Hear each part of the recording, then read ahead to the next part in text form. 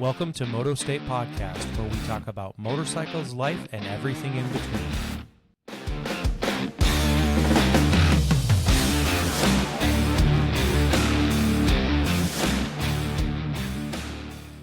Felt okay selling. The chopper's a little much.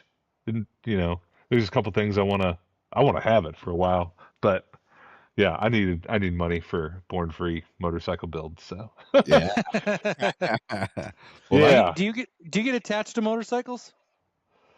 I've probably more attached to this bike than I've ever been to attached to a bike. I've had bikes that have gone through my fingers, within a couple of days or a couple months or a year, but I've had this bike for a while, and I put more miles on this bike than the other bike, but it is what it is. It's going to a good friend of mine's dad, and yeah, it's still in the family, so I'll be able to see it, and hopefully cool. he won't do anything dumb with it. It is what it is, though, man. You buy a bike and it's yours. You can do what the hell you want with it. There's no strings attached. And Did you sell it to somebody who's going to ride it?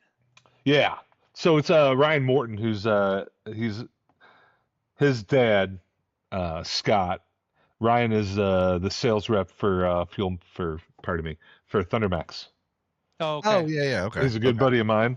Yeah, and I thought I recognized the name. yeah, so they did the FXR tour with us. Scott did it with us as a gentleman who's buying it. He's, it's Ryan's dad, but Scott's only like 10 years older than me. He's 20 years older than Ryan. But, yeah, he wanted an FXR, and, instead of buying something he didn't know what the hell was going on, it's a solid bike. So he was excited to have it, and I'm excited for him to have it. And yeah. That's awesome. So I have to ask, because I want to know what side of the fence you fall on here. So do you build, or are you only a builder that builds bikes that are rideable, or will you build a unrideable, just purely show bike? I mean, I'll do whatever. Money's money sometimes, but in general, it's stuff to ride and put miles Stuff to on. ride. Yeah. Sure, I've helped sure. my buddy Randy, who runs the Cycle Showcase, which is one of the shows here in town. He's built some bikes that are more on the edge of art than actual bikes you can ride, and I've helped him Sure. out with one or two of those. And not my favorite thing, but Yeah. it's his creation. It wasn't anything. Not to say I had to put my name on it, but it's not something that I would have done if it was my decision, But Sure. glad to help him out and give him some of my skills on the build. Yeah. Right. That's always, whenever I've gone to shows or look at bikes, that's always the first thing in my mind when I see something. I can appreciate the art of it, but then I always go back to, holy shit, how would you ride that fucking thing? Like, it just, and so I have a harder time wrapping my mind around, especially you see some of these builds where they put just a really nice knucklehead motor on a bike that's completely unrideable, and I always think, why would you do that? You know what I mean? But Yeah. to each their own. I enjoy riding more than I enjoy anything else. I mean, you can ask Luke. I just sold a 1985 FXRT last week that was virtually unmolested with 35,000 original miles on it, because I wanted to have a bike that I could ride, and this bike needed more work than I could do to it. Or Right. not that I could do to it, but more work than I wanted to do to it with my time. I rather take that money and buy a bike that I could just shred miles on. So Yeah. Who'd you sell it to? Anybody I know? no, I actually sold it to. We have a local shop here in town, Yeah. and so he got it up running, and then I made that giant mistake of going back and seeing what he's trying to sell it for now.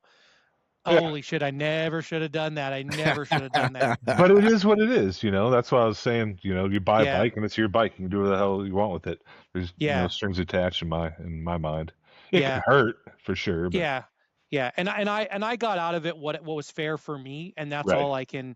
The rest Yeah. of it, I just throw my hands up about. Right, I didn't Yeah. lose anything, and I just turned that money right back around and put it into put it into probably what's going to be a bigger mistake. But there you go. I was trying to talk him into raffling it off. Like, come on, man, let's raffle this off. You'll get twice as much money. It'll be twice the pain in the ass, but it'll get Right. more I money. think I saw it in your Oh, profile. It was maroon and gray. yeah, Yeah. Yeah. yeah. Yeah, so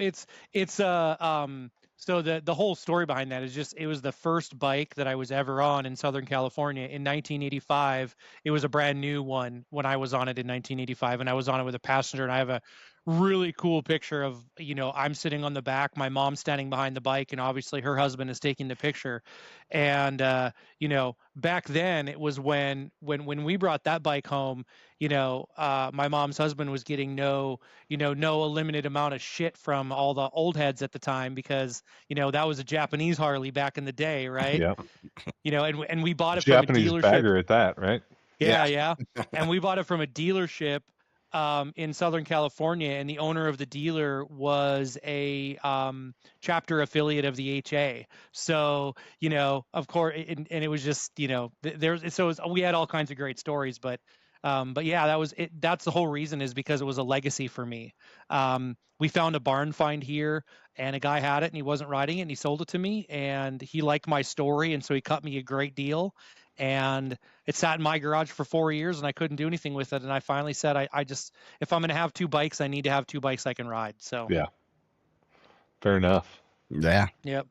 Well, everybody, welcome to the newest episode of Moto State Podcast, and we are thankful that Mike from Finger Fabrication has joined us this week on our episode. Mike, thanks for joining us, buddy. Appreciate it.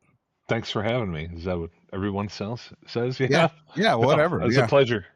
It's yeah, a pleasure. You're in the lab, in the fab lab, if you will. yeah, absolutely. That's Nine Finger headquarters right there, and Yeah, it's either Louis, that or Missouri. be at home with a kid and a dog with my crazy German Shepherd who barks at every little noise. So it's I nice and got you. quiet here. Yeah, I got my dog next to me. She just ate, so she's passed out right now. Yeah. But I've got a very, very protective German Shepherd who's aw. he gets after it. It's great to have in the city, but also the city. There's a lot of noise in the city that he Yeah, hears. there's no shortage of noises. Well, Luke, I think Mike is our first ever. He's our second builder, Mhm. but he's our first ever like legit fabricator, like ground up, born free, like Mhm. I mean, he's now in the Hall of Fame, right? I mean, Yeah, I don't. it's I feel like I feel like I shouldn't even be here right now. I mean, you do some incredible stuff, I appreciate it. I have to I just need to say that because it's great to see the type of craftsmanship that you have. Thanks. I guess I got you guys fooled. That's no, it's I appreciate that. I don't take it's hard. I don't take compliments very well. It's a little I don't know. It's hard to take a compliment, but I appreciate it. Don't take my modesty for yeah. Yeah. No. Thanks for Well, No, having me. yeah. absolutely. Well, Mike, tell us a little bit for folks that aren't as familiar with you and Nine Finger. You take a couple minutes to share kind of your origin story and how you got into motorcycle riding, and then on more into the building and fabrication side of things. Absolutely. We'll start from the beginning. I didn't grow up around motorcycles.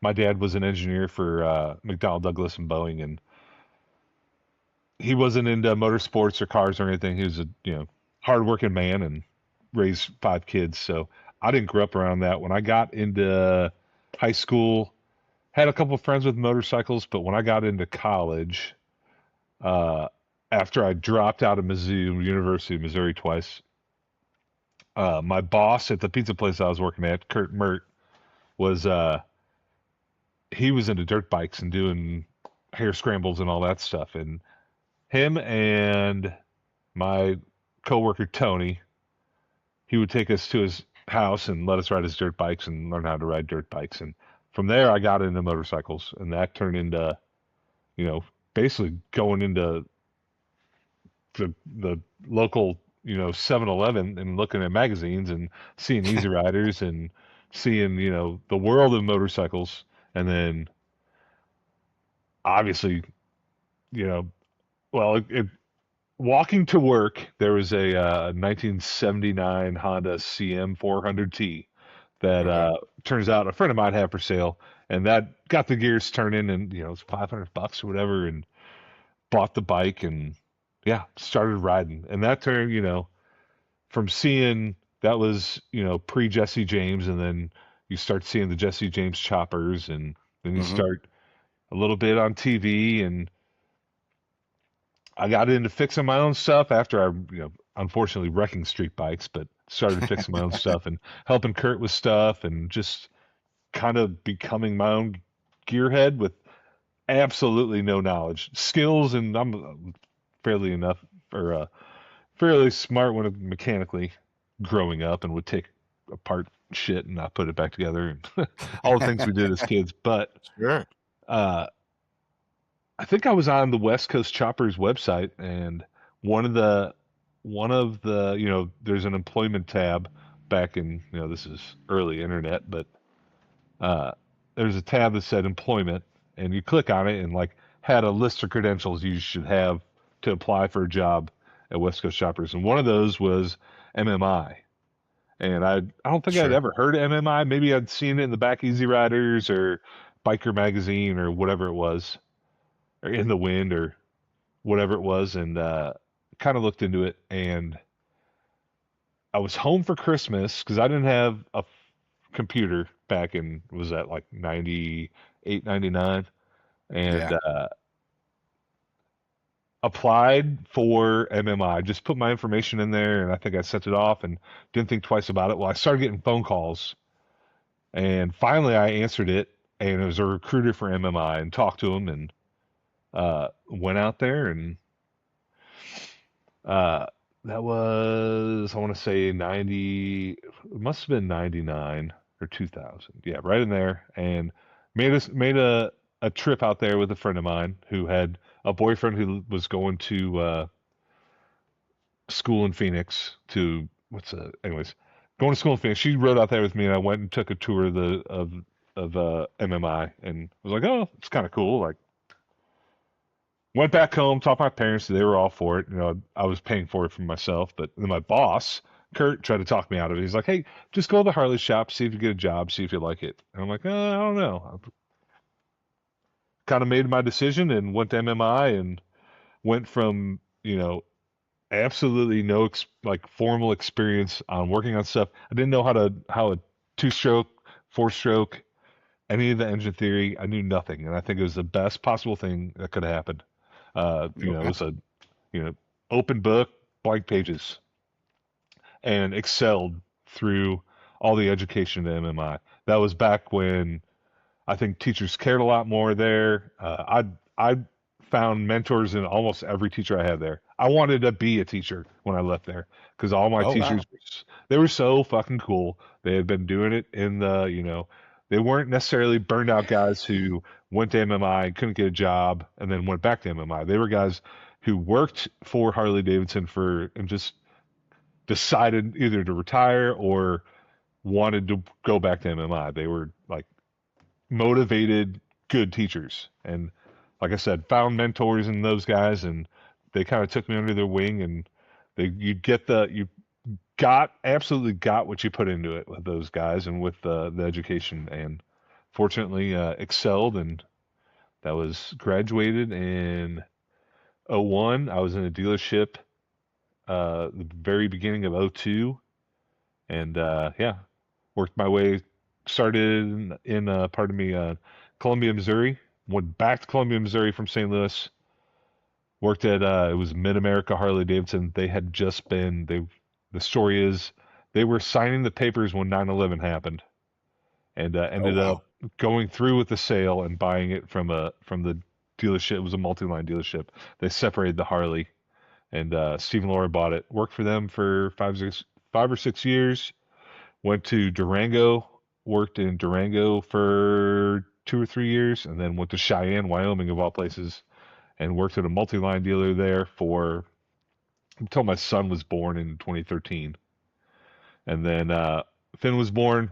We got bought out in that time while my wife was pregnant, and my dealership, who's just closed in Frederick, it was High Country Harley, bought us out, and decided to come back, work for Gateway Harley Davidson for 5 years, 5 or 6 years. We got bought out by another dealer.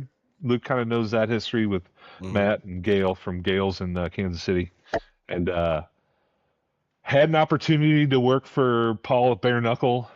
I don't even remember the year now, 3 or 4 years ago, and worked for him worked full time up until this summer, and kind of struck out on my own.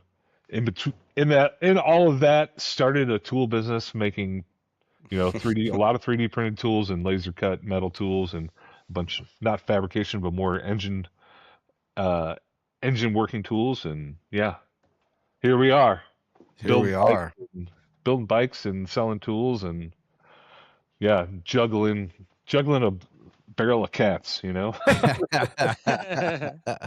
For sure. Yeah, I think that. When did you leave Gateway? Do you remember?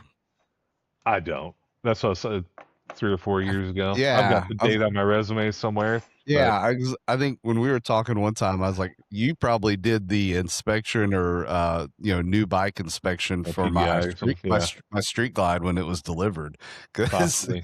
I think you were working there when I bought it. I just did, but I obviously didn't know you at the time. It's funny. Yeah, Yeah. yeah. Well, So, Mike, Great just experience. a kind of a question on your education, because I had a friend that went through that.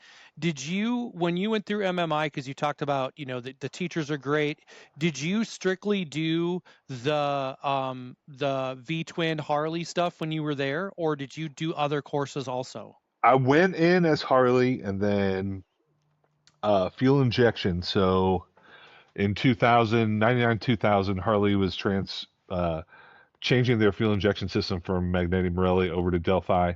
There wasn't a lot of good training on Delphi, and Suzuki ran Delphi. So I was able to double up my coursework, which lucky enough, I had good enough grades they would let me. So I took morning. Went through the basic metric stuff after going through all the Harley stuff. This was towards the end of my time there. Went through all the metric stuff and then took like my elective Suzuki class. okay. Okay. Yeah, and Okay.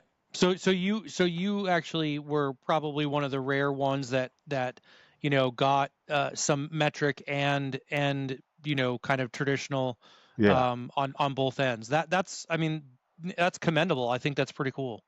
yeah. I'm not my favorite thing. Like I said, well, when I went to Cheyenne, it was a multi-line dealer. The situation in Durango was it's a good dealer and was a good dealer and still is a good dealer, but the fact is a lot of the people that work there don't live in Durango and aren't making any fucking money to have any fun. And my wife and I were broke ass poor. I had built up a bunch of debt refabbing a house so we could right before we moved out there, and then made no extra money, and yeah, ended up moving to Cheyenne. I'm like, multi-line. Well, like they said, you'll be the Harley tech and you can learn whatever you want, and that's kind of the situation. And it helped. And Can-Am and Honda, and yeah, we went club car and a whole bunch of weird stuff. But Oh wow. You didn't yeah, want to work on a golf cart? I mean they're fun when there's nothing else to do. I've got Sure. videos of us. I mean, Cheyenne isn't. It's not super snowy, but it's definitely cold. So the Mhm. snow you get in the winter sticks around. And there's some good storms, and there's videos of us in side by sides doing cookies in the parking lot, and they had a lot of fun. Went snowmobiling in the snowy range in Laramie, which That's is like cool. one of the top 10 places snowmobile in the mountains. And yeah, That's awesome. it's good life. Yeah, It's gonna be a lot of that's where they get legit snow, where when you step off the snowmobile, you sink 5, 8, right. 10 feet into the Yeah, snow. yeah. You get close enough to a tree, and you look down and see the big hole where all the snow wasn't going from the tree. It's like holy shit, you get stuck in one of those holes, and Yeah. Yeah. Yeah. Very. Oh, I hear you. I live in snow country myself, and I'm actually right now in the southwest part of the. I'm southwest North Dakota, so I'm actually not too far. I'm 300 miles from Sturgis right now, and All right. 150 miles or so from Montana. So kind of where I'm working at right now. So Yeah, it's cold. Yeah. Beautiful summers though. It's yeah, when I drove out here yesterday, it was 70 degrees, and it just snowed 3 inches today. oh, fabulous. Yeah, Yeah, so that's just the weird shit that happens up here. It was for sure. 82 here today, so it was pretty nice. We'll take it. I don't know, I'm sure it'll Yeah. snow this weekend or some bullshit, but that's part of it. I Yeah. walked out to drop off a wheel to get a tire change, and my Luke's been in my shop. It's basically in a basement. There's a shop above me, and we're on the backside, and so I'm in concrete. And I'm like, oh, it stays fairly cool. I walked outside. I'm like, holy shit, I don't need a jacket. That's what got damn sure. Went Yeah. inside, dropped my jacket, and yeah, Yeah, it's some it's good that time of makes year. me yeah, ready to ride, that's for sure. So talk to us a little bit about, I I don't see, in my experience, I don't see folks out making tools for motor, for motor work, like for people doing mechanical work. What spurred that on? What motivated you to go down that path? It's timing. It was 100% timing. Yeah. There's certain things that I wanted. So like grab a set like the lifter holder holds your Mhm. lifters up out of the way. Harley Davidson made those, and they've got a metal one that was unadjustable. There's things that I've changed, but I couldn't get them, and I had a little mini lathe I was gonna make some on, and then I got a 3D printer. My son and I got into RC car stuff, and you look in that was it been 4 or 5 years ago, and the entry level had dropped really quick. The price to buy a printer off of Amazon had dropped, and it was only a couple $100. Okay. And for what we were doing, I had a little bit of design background with Fusion, and had been teaching myself how to do AutoCAD, and drew some stuff up and made one or two, and the guys at the shop liked them, and they got them, and started thinking about other things. And then like the case bore plug, had never seen one. There was foam cutouts that people use, and nobody had really done it the way I was gonna do it, and did it. Sure. And it just kind of snowballed in 3D printing. I mean, it's the love. Like I said, it's even easier now to get a 3D printer and do really nice prints, and it's crazy how easy it is. I don't like to tell people that, but it's yeah, the barrier to entry is very, very small now, and like at that time it was just perfect timing. And they're good tools. I've met a lot of people, and people have given me chances. Fuel Sure. Moto up in Wisconsin. Yeah. I was at Mama Tried, vending at Mama Tried, and they came by, and I talked to them for a while, and they were interested, and they saw the value in my lifter holder. Like, my lifter holders are the best. No one ever had made them that way. Adjustable, basically, is Sure. the key, where it makes them more functional than the gyms or the Screaming Eagle or any of the Amazon ones. And they saw the value in that, and the K-Sport plugs. No one had seen those, and have a wide variety, basically from everything from panhead up to the biggest M8 you can make. I make them for, and they were interested, so they gave me a chance, and they sell those, and they're one of my retailers, and That's obviously I awesome. sell online. But Yeah. then lowbrow, I was at Fuel Cleveland back in the day, and talked to Tyler about some stuff, and they're smart enough to see what I was doing, and or understand what I was doing, Yeah. and they Sure. were interested too. So now been in lowbrow's catalog, online catalog, for 3 or 4 years, 5 years, and yeah, it's just I don't push super hard, and thank God. Like I look at my following on Instagram, and I just got 10,000 followers, and I'm like, oh, but I know, like I look at, it's not like I get 1,000 a day. It's not like I get 500 a day, but I look every single one of those and click and see if I know them. And if I get a bunch, sometimes stuff slips through the cracks and I don't realize people are following me, and it happens. But if I can, I look and see what their profile is, and you know, 75% of the time they either have a car, 20, a portion of the time is a car, a motorcycle, tattoos, and the recipe's there, and they're like an actual follower who's going to engage, going to enjoy what I do, repost, and support what I do, and it's really helped me. I think, like I said, I think my 10,000 followers are actual fucking people, Yeah, not somehow, bots. some way. Yeah. I Yeah. haven't, and I can, it's all support in this industry. I've got great friends, and yeah, even if like people come to my booth and I say, they're looking like, oh, that's great, but I've got somebody who works on motorcycles. Well, it's take a sticker and take a card and tell your motor builder, look my stuff up if you already Yeah. doesn't know about it. And that's, it works somehow, some way. It may not, sell 1,000 tools a day, but 2 or 3 orders a day helps me keep this shop and keeps me Yeah. busy. Yeah. And Yeah, it's Sorry for the no, you're good. I mean, that's why we have you on. We want you to talk. People here are bullshit enough. that's right. The your lifter bleeder tool, it's one of those things that and I have to comment on this only because I've done, well, I shouldn't say I have. With my buddies, we've done 4 cam jobs on different bikes. I did mine, and then everyone's like, "Oh, can you do mine?" That's always how it works, right? right. So we've done 4 cam jobs now, and the lifter bleeder tool is just one of those things. Like, it's going to sit on your shelf, but when you have it and you use it, it's fucking perfect, and it's exactly what you need. And you don't have to you don't have to leave your lifters in oil for 6 days before you do your cam job.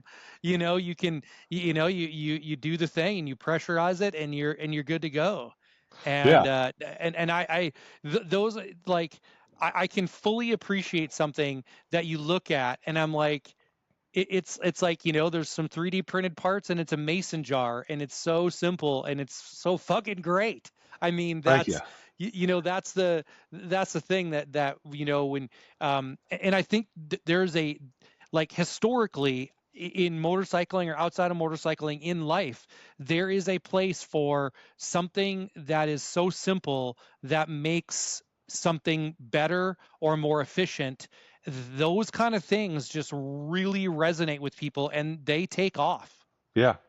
I will say it up front. That is not anything I came up with. That's an old hot rod trick. That's been done, 20 years before I ever thought of it, but it was always throw 'em in a jar and do Sure. it. It wasn't the packaging is basically what I came up with. Comes up, it's got the right kit, the basket, if you will, Yep. to hold them and all that. And yeah, that's one of my most hated tools on Facebook. I tell people, like, dude, Facebook it can be a very it's a cancer sometimes. Yeah. But you it's are a horrible so place. your replies to those are so great. Like, just They're okay. to It's kill. just yeah. I mean, like, you're even kill. You're not trying to chop it up with them. Just No, you should see what I type and don't ever sit, ever send. yeah. I'm that guy 100%. I'll ramble on and be like, what the fuck am I doing? Let myself calm down as I'm writing. So, like, who cares? This fucking dude. You go on their profile and you click. I'm like, this guy. Yeah, fuck Why, this. Right. why do you even give him any like any time in my brain? He's already got what he doesn't deserve out of me. Yeah. That's right. That's right. Yeah. Post When and you- go. That's a Facebook motto. Oh, absolutely. When you started this with the tools, I mean, did you envision it to be where it is today? Was that the goal, or was it more? Did that start as like, I need something for me, and then it blew No, it up? was Or 100% for me. okay, It was for me and the guys I work with. That's I had no idea. It was a hope and a dream. I mean, I wish there's sure. at the time I was doing. You've seen the helmet. You've got Helmet Rack, yeah. Yeah, I was doing yeah, stuff like that, more artsy stuff, and I did for the Biltwell People's Champ. I did their trophy 2 years, like a big eagle, just sculpture stuff. Yeah. Uh, Welded together, spark plugs and yeah. Um, that's kind of what I was doing, artsy stuff, and I did some acid etch, signs and stuff like that, and tried to sell those on Etsy, and had success here and there, but Sure. just trying to do something. I've always, that was always the goal, is not to work for anybody, or just have a little success and a little extra money and Yeah. a little bit of satisfaction, and feel good While about what you're doing. That's all while it really started while as. doing what you want to do, right? Like, and something 100%. you're Yeah. passionate about. Yeah. That's awesome. Well, Well, it's always that when you open up your own business, right? When you're working for a business, you're working for somebody, right? When you open your own business, you're working for everybody. Yeah. That's Because the truth. everybody that walks in your door, you're working for them now, right? Yeah. So I mean, you're trading one evil for another. The only difference is that now the evil has your name on the business, and you can just put your key in the door and walk out and say, Yeah. "Fuck it, I'll be back tomorrow. I'm gonna go have a Yeah. sandwich." You know? Yeah. Yeah. It's my wife says this is what you wanted every time I complain. Like, yeah, Right. you're absolutely right. I'm not, it's just it's not a complaint. I'm overwhelmed at times, and it comes and goes, and you feel good when you get home, and then you lay in bed and you think about everything you got to do tomorrow. And I've got a lot on my plate, and it's good. It's pressure. I do well under pressure. I always have, and it's good. It's better, It's funny because I get busy with the shop, and that generates content or whatever it is, and that content generates sales, which takes away my time for working on motorcycles, to where I have to fill orders, and it's a vicious cycle. And yeah, I'm trying to get that tornado, keep it it going. sounds like It's you need to get Finn 100%. packaging some stuff for you.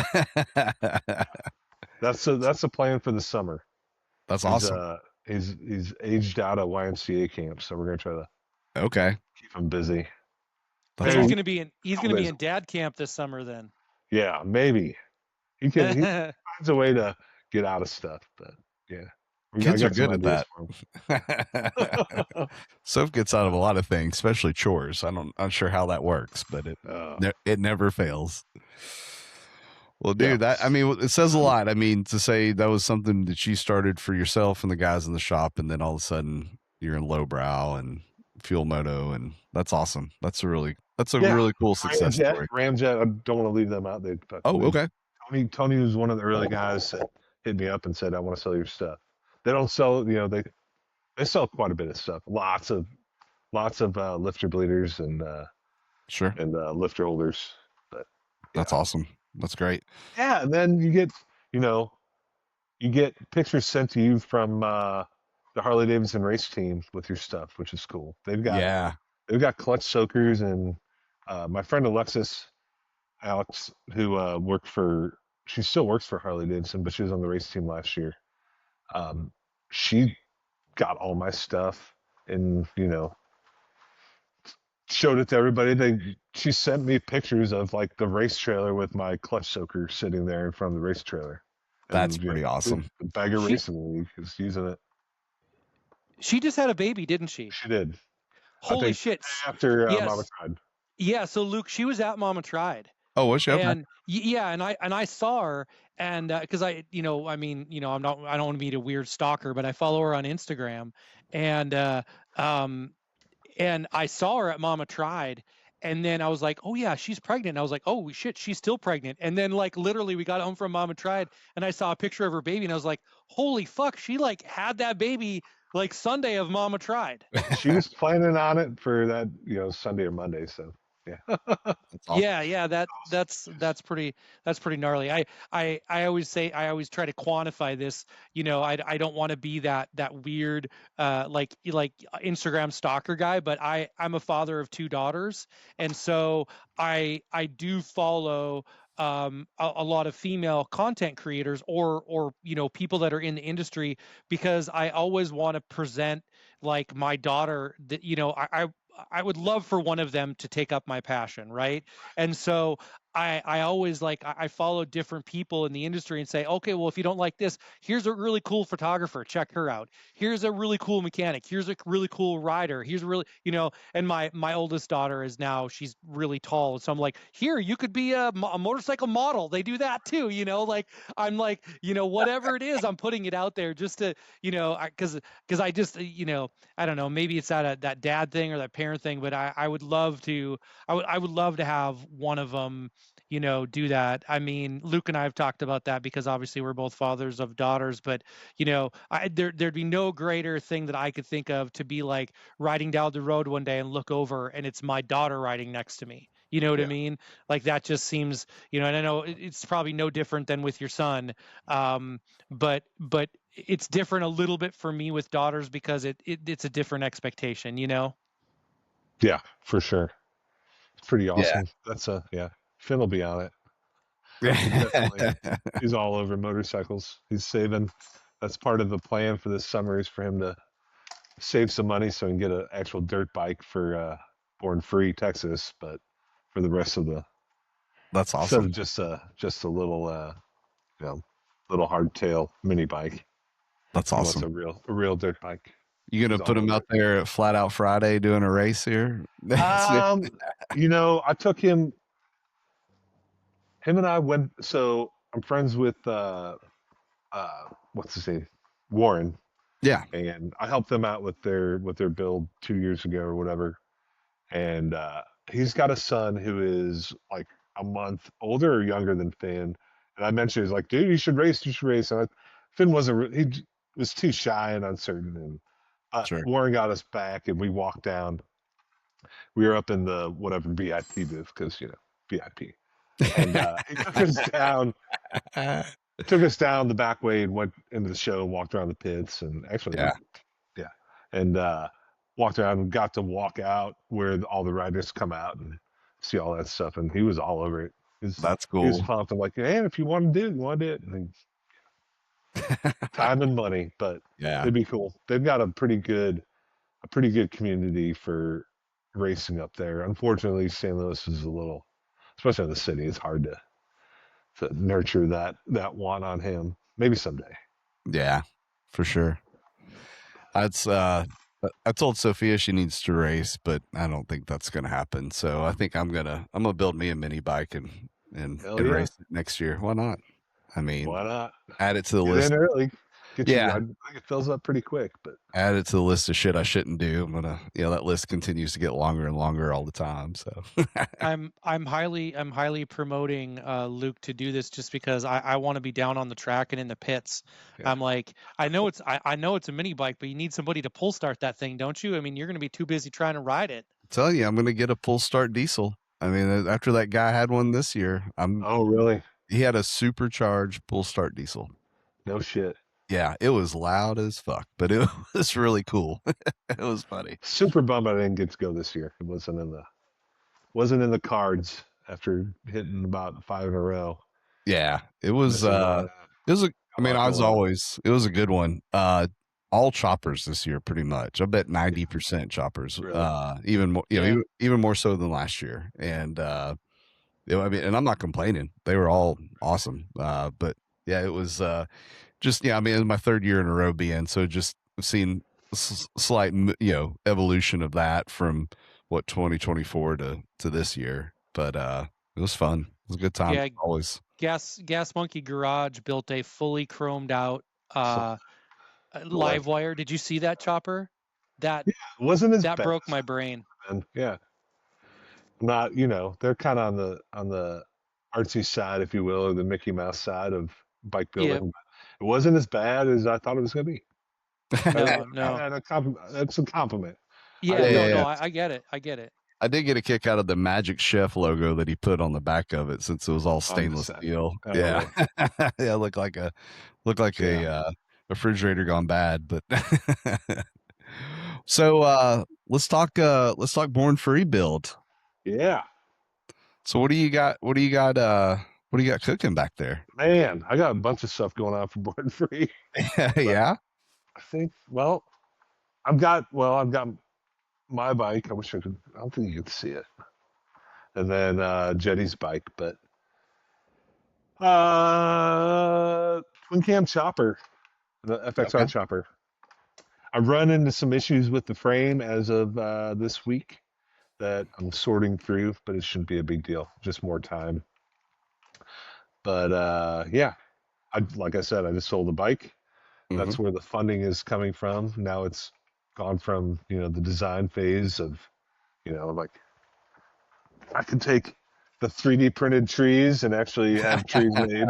Yeah. All the Nice. 3D printed parts I've been working on are going to go into actually having people make them. So yeah, That's awesome. it'll be like 4 up and maybe a D-rake a little bit, couple degrees, and magneto driven ignition and Okay.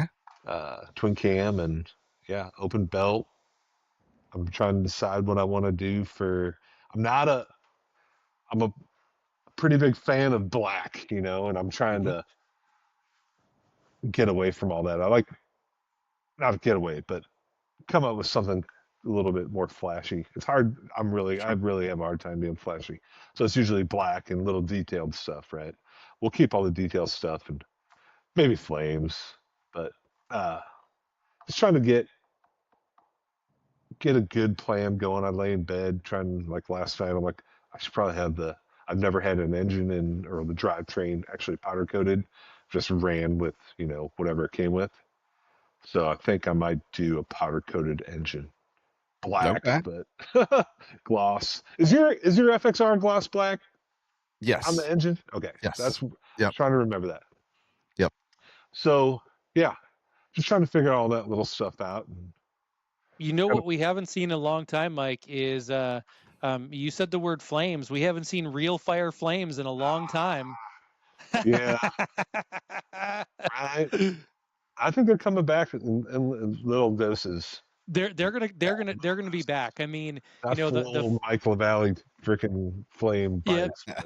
yeah, I mean the tribal. I don't know about tribal, but like the old school flames have come back, right? They're making a pretty hard comeback right now. In the last couple of years, you've seen more of those come back, right? We've Yeah, brought back the 80s and 90s color schemes, right? I mean, all of that. The neon's back hardcore. I mean. Luke and I fell in love with a teal colored bike, right? All of these things are coming back now. The only thing we have left to bring back is real flame. I mean, yeah. Somebody should do that. That'd be cool. he's not convinced. He's like, hey, somebody should. Not going to be me. Yeah. Somebody should. I'm not a big air. Well, it is what it is. I'm not a big airbrush guy. I mean, Got in little doses, but yeah, we'll see. I've got my shovelhead choppers. Sean Long, Imperial House did that. He's going to do this bike, uh, the Born Free bike, and it may be flames. He did my other FXR chopper and not flames, which I love that thing. the We'll one see, you Maybe that the if one you not built that, maybe for you should bring back the gold or the gold flake, right? like just hard gold flake. Yeah, like I said, I'm not too flashy. I struggle with finishes and all that. I never like anything I get when I first get it. Even my Really? shovelhead, which is I look at it now and I'm like, it's fucking it's so if you know anything about pinstriping, it's usually one color. I mean, if you see a pinstripe line and it's one color, Sean actually faded I forget what colors they go from, but he does a color changing pinstripe. And it's Wow. just he's so good at running one line, he can stop and pick up that line with a different color and drag color into color and go from one color to another. It's amazing on the shovelhead. And That's people awesome. hardly it's one of those things you don't notice unless you take a little bit of time and look at it. But yeah, we've been talking. He's got some ideas and I've got some ideas and yeah. He does most Vapor honing. Might have some what stuff vapor honed. what is that? It's like it's basically like bead blasting with water involved. So it's like a high Oh, pressure okay. water. with bead inside the water, and it gives a certain finish. Then you can do Yes. different things with the pressures, so you can change the pressure of the water, change the pressure of the media, different pumps and all this stuff, and get different, shinier or duller finishes on aluminum. Interesting. So Okay. I've got a pretty bitchin' set of old Sturgis branded wheels, of like a 3-spoke wheel that are in super good shape. There's little nicks from them being, 35, 40 years old. But Sure. I think if I clean those up, and I was going to have them powder coated, and I don't necessarily want to be stuck with a powder coated wheel. So I might have them vapor honed and kind of a more matte finish. Okay. Yeah. Still working on everything up That's here. cool though. Yeah. Yeah. So we'll Little see. 3-spoke. That's awesome though. That Yeah. sounds. I'm gonna have to Well, come I'll by show the you shop one. and yeah, I was like, I gotta come by the shop and check these out. Yeah, it's going to be a wide tire too, which is different. Not when I say wide tire, I mean like a 180. Okay. But instead of I usually run a 130, 150. But Yeah, dude. yeah, I it's a cool love. bike. Oh yeah. Okay. Hell yeah. I And love this those. is a big one. That's a 200. I can put a 180 rear tire, and then it's Okay. got a 21 front wheel to match. Yeah. I love So that wheel, yeah, I was pumped. dude. See, I mean, to me, that just looks like that's screaming real flame for those tires. I mean, that's a throwback wheel if I've ever seen one. Right. That's not. I mean, yeah, I've seen more throwback. That's a little bit more classy. You need Yeah. something a little less classy to go with real flames. It's supposed to be, the premise to this build off thing is, I like calling it a build off, but to the build is supposed to be performance shopper. So big motor and yeah, performance shopper can be whatever you want it to be. Obviously, Sure. my idea in my head is a big motor and good handling and bunch of brakes and some go fast parts and yeah, Right. Sure. It's going to look cool and go fast and be functional. yeah, That kind of thing, right? yeah. I've got See, Brembo front brakes and rear brake and all the good Right. stuff. 5-speed, Not a 6-speed. not a, Six what's speed. that? Uh, Oh yeah. I forget what year. I don't. Well, I've got a couple different options for the bottom end, but it'll be uh, 6 speed, second Okay. generation twin cam. Nice. That's awesome. Yeah, I'm excited. Trying to. Yeah, I'm waiting for people to get back from Daytona to start making some phone calls for some parts. So yeah. So when you were contemplating this build and whatnot, what made you pick twin cam? Was it prefer that motor? Is what you had available to you? A little bit of Yeah, both? I've got. Yeah.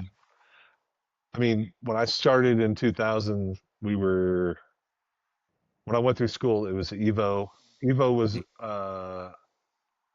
what they call it. So you had like early model, which was shovelhead and earlier, right? Mm-hmm. And then like your regular classes were Evo and twin cam, and there wasn't a Gotcha. ton of twin cam stuff. Twin cam was just coming out, and Okay. the 99s had a bunch of recalls, and one of the class jobs was to perform a recall where it was replacing the oil pump and realigning the oil pump and changing bearings and stuff like that. That was a 1999 recall. Okay. And yeah, it's always, when did they quit making the twin cam 16s? So that's 16 years of working on twin cams and building twin Sure. cams and dynoing twin cams and trying to make a bunch of power and then come out with the M8 and make twice the power, half the That's right. price. Yeah. Yeah, I cut my teeth on twin cams, so Sure. That makes sense. Yeah. I like them. Timing. They're not the most beautiful engine, but we're working on that. I've got some 3D design rocker boxes that I've been Okay. working on that I'm going to have made, and just something a little bit more racy and different looking. All right. Try to change it up. It is not I hate the stock rocker boxes, but all the aftermarket options are either ribbed or contrast cut or stuff that isn't. It's all right for what it is, but I want something different. Stuff you've seen Sure. all the time. Yeah. I think the twin cam was in my mind at least was the time when, Harley's, like design team was building something a lot more industrial and there was not a lot of thought put into the motor looking attractive, in my opinion. And I do think that they really thought about that when they made the M8, because I do think that that's a really nice looking motor. You know, um, Yeah. when I go back and look at like just old motor designs, to me, after like the Knucklehead or whatever, the M8's really one that to me like really had some cool design done to it. Yeah. They thought it through a little bit more. Yeah. They're big though. Man, they're big. They just feel big. You put it in a like I've got one going now that's a FXR M8 for a buddy or for a customer, and it's a lot of work. It's a big motor, Yeah. even like the width, which people do choppers and this looks bigger. Where an Evo, even a twin cam looks big. The right chopper, just the engine kind of sticks out a little too much side to side. You get an Evo, and it's like even that half inch or whatever the difference is in the width. Left to right makes a difference. But yeah, Yeah, you've shown me like the work you've done on or as you're prepping work for an M8 going into an FXR, and yeah, it's impressive how much work that is to fit in that frame. yeah. It's a lot of work. It's a lot of cutting. It's not a bolt on. I wish it was a bolt on. They're trying to, there's people like my clean moto buddies, and they're Yeah, making it a lot easier, but uh, it's still a pretty involved job. still a I want to heavy. do a new Gen 2 M8 in one where you lose the oil lines over the top, and Uh-huh. that'll make it a lot easier. But I Is haven't. that where you run into most of the issues where you have to cut the bottom Yeah, part of that frame? in my eyes, I want to. It needs to be a serviceable motorcycle, Sure. and you can jam it all in there and never have to take anything apart. But in reality, that's not going to fucking happen. You're going to break stuff, Right. stuff's going to leak, and I want to be able to, a stock bike. You don't have to drop the engine. You should be able to take the oil lines and the rocker boxes off, and that takes a little bit more clearance. And it's serviceable though. You're not paying. This is the one I'm doing is getting a 135 with a big cam, and Oh my hopefully lord. it'll never ever have a problem with the engine. But in reality, 20,000 miles, and you're going to be in the motor at least checking stuff or doing Sure. lifters or with that, that type of engine. The way that making power makes power, but it also breaks shit. So I don't want to have to drop the front motor mount out just to get the rocker boxes off. So it takes a little bit more clearance. 135 and an FXR. Yeah, he's That's got a crate crazy. stage 4 135, and then we're gonna get. I've got a cyclorama cam coming for it, and roller rockers, and yeah, Wow. Holy hell. it's gonna be fun. That's 150, like 150 horse, 150 foot-pound FXR, and we've talked about doing more. And you see, there's turbo. Well, like Kyron and Justin did Yeah. turbo, or Justin did turbo FXR, and that's a lot of motor in that little bike. It's a lot of motor. Man. On something like that, do you have to shore up the frame in certain spots for the bigger motor? I mean, besides the weight and the size of the motor, but just from the power? Yeah, uh, I did. This has got a cross member. So the guy who's working on, well, it's got a cross member. I'm not going to get into that whole situation, but it's got a cross member put in, and it's a good thing by the front motor mount, which basically ties the front motor mount together so it doesn't expand. Sure. Um, I think that's a good thing. I'll let you in a little secret about Harley's frames, and the whole issue I'm having with my FXR frame is a tubing size issue that came from the factory, and Okay. it's not full thickness tubing, and it came Oh, that way. It was a really? 1984 frame, and that full 120,000 wall thickness tubing. Throughout And no, various yeah, parts. pardon, can I Like, cuss? oh yeah, absolutely. This frame, it's thin, and they put double wall in a couple spots. There's no doubt in my mind after thinking about it, after talking to people with experience, there's no way that this was ever taken apart or wrecked. It's all the welds are original. I cut the cross member out for doing a twin cam, and there were no double welds, like stuff you would see if it had been repaired. Sure. The tubing that goes from the neck all the way, comes down bottom rail and then goes back up on an FXR. That's all thinner wall than it should be.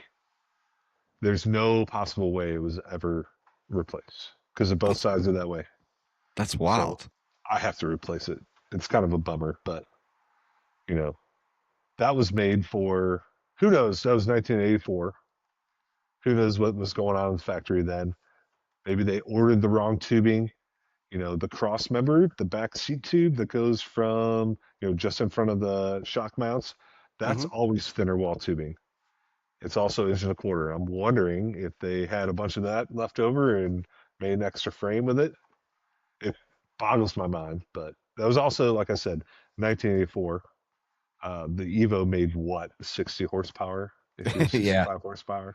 Right. And it was a lighter engine, and so it's never going to be an issue there, right? Like, I mean, no one ever dreamed of a 135.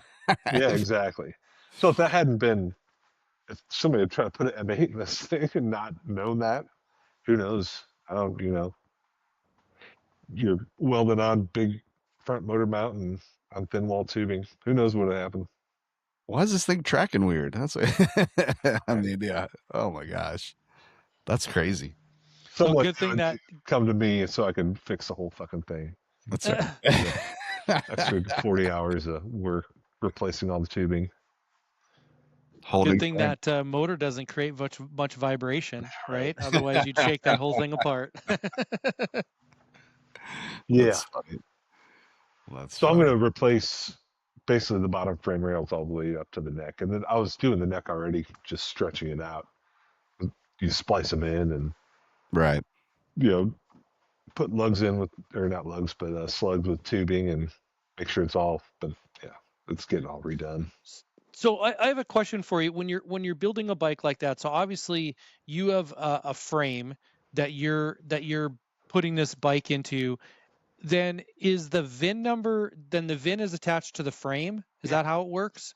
That's what I like doing it. Okay, right. So if you cut out half of the frame and rebuild it, is it still the VIN number still intact? Yeah, the VIN's on the neck. So as long as you use the neck, you can cut the neck off and put it on any bike, and that's the VIN for the frame. Yep. There's no other VIN on those frames. And, right. Okay. Yeah. I mean, I'm sure you could get in trouble somewhere somehow, but I've never heard anybody, people have been chopping frames for 50 years and not had issues. Right. Well, after, was it Shovelhead when they started doing VINs to the frame and not to the engine? But right. That's, I mean, not to tell any secrets, but it's nice to have, and I'm not saying I don't insure my bikes properly, but if it comes down to it, you can have a FXR that has a value of, $5,000, and you're dumb not to insure for $40,000, but you can insure as an Evo. Sure, it is an original. There's no real checks or balances on any of that shit. Sure. No, that makes sense. Yeah, can't pull that off on a car. That's funny. No, and as long as you have paperwork, and I'm not saying you should, I absolutely have, bill of sale on engines and all that shit. Have your shit straight. Don't take advice from Mike. This is not legal counsel. Let me call my lawyer for a second. Hold on. Well, it's not like this is recorded or anything. It's fine. It's fine. Yeah, right? Don't worry about that. As I saw getting popped down in Daytona for not having registration or not having their. I saw a video of a guy getting pulled over because his visor was up and it was daytime. And if Yeah. you have a visor and you don't have sunglasses on, you have to have a visor down. It's like you can You have to drive have your with a eyes helmet. You have to covered, have I eye guess. protection. Yeah. And then I'm Isn't it in like that in Sturgis? St. Louis. What's that? I think so. Yeah. I don't know how, I think they're a little bit more lenient, but, St. Gotcha. Louis and the 50cc mini or 50cc scooters and guys riding around in city streets with no helmet and tennis shoes and three kids on the back of their 50cc, under 50cc scooter, going down Kings Highway. It's like, With a beer in one hand and exactly. yeah. I And a mean, kid in the other. oh yeah. Pulling like a carry-on piece of luggage behind it like a trailer, a city trash can with wheels Yeah. on it. Yeah. Sorry. Then they disappear when they hit one of those potholes on Kings Yeah, Highway, and you never see them exactly. again. So it's yeah, it's wild to me how you can, these scooters that are scooting down the road with no license plate, no nothing, and I don't know. It's welcome to St. Louis, folks. It's there's never a dull moment. Bigger fish to fry, I guess. Yeah, my joke this time of year is you go down Kings Highway, you're inevitably, especially on a Saturday, you're going to see a car going down Kings Highway with 4 people in it, at least 3, and a mattress on top, not tied down, but everyone's got a hand out the window holding it, and it's I always use the Masters slogan, it's special time of year or whatever. Hello, friends. This is a special time of year, and I posted that on Facebook years ago, and it's 4 people, each got an arm out the window, holding that mattress to the roof of their car, going down Kings Highway. It's love it. A mattress they probably picked up off somewhere that was on some side street Yeah, anyway. I don't want to know where that came from. That sounds awful. The only thing underneath that mattress when they picked it up was a dead hooker. I can guarantee it. Sorry, yeah, that's the blood stain. Yeah. Oh my gosh. No. Well, Mike, man, this has been fun. Why don't you share with folks where they can find the tools, find you, how to best get a hold of you if they want some work done on their bike, or they want to put a 135 turbo in an FXR. Mike's your guy. Yeah, it's the number 9 Finger Fabrication on Instagram and Facebook, and and www.9fingerfabrication.com has all my tools and contact and all that stuff. And keep an eye out. So I will be Born Free is in June, and it's San Diego Customs performance. They call it the Performance Chopper Build Off or Performance Chopper Show. So that's that's me and Larry Carrick, who's Lone Star Larry, is a local guy here, and he's actually in Illinois, and then Jimmy from Horsepower Inc., Jimmy Light from Horsepower Inc. over in Indiana, Nathan Porter from Porterbuilt, who's also in Indiana, Al Emerson, who's up in Iowa, AE Choppers, Oliver from the Cut Rate on Instagram. He's been in Born Free more than once. And then the infamous Paul Yaffe from Paul Yaffe Originals down in Phoenix. He's doing it. I think that's it. And then me. Yeah. And we'll be, there's a little show, I think, get judged. It's peer judging, which is good on Sunday. But yeah, follow along on Instagram. It's going to be coming hot and heavy here in the next, I wish I had 5 months, but I think it's only 3 months now. Yeah, you're getting close. 90 days ish or 100 days out. Well, Mike, I know there's some heavy hitters in that list, but you have my vote, so thanks. I'm here for you, dude. I think what you're doing is great, and I can't wait. It sounds like it's gonna be pretty amazing. I can't wait to see that real fire paint job. Right. With the gold flame. The only question is, should the flames come up or go back? right? Yes, the answer to that question is just Both, yes. yeah, man. Just all of the above, right? Like, Look like it's sitting there on fire or cruising down the street. I mean, it's a performance. It's a performance FXR, so it's got to be on fire. Like going down the road, just on fire, flames everywhere. Right? Or across the side. yeah. Over. Well, guys, seriously, if you're interested in building something cool, I can speak firsthand. I've been to Mike's shop more than once. His attention to detail and his ability to fabricate is pretty impressive. So, give him a follow, check his stuff out. If you're working on bikes regularly, check the tools out as well and make your life a lot easier.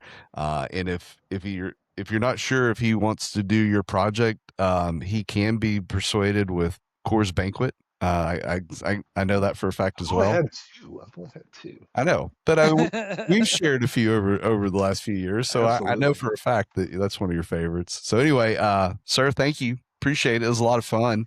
Hey, thanks so much for having me, guys. I really appreciate it. It's been a good time, and everyone, thanks for tuning in. You can catch us on Instagram as well and all the socials and Patreon if you'd like to support us a little more and help keep this thing moving. Because remember, as we say, this shit ain't free. So until next Monday, we'll see you next week. Peace. Thanks, guys. See y'all. Just hang out for a couple minutes here, Mike. Okay. I forgot.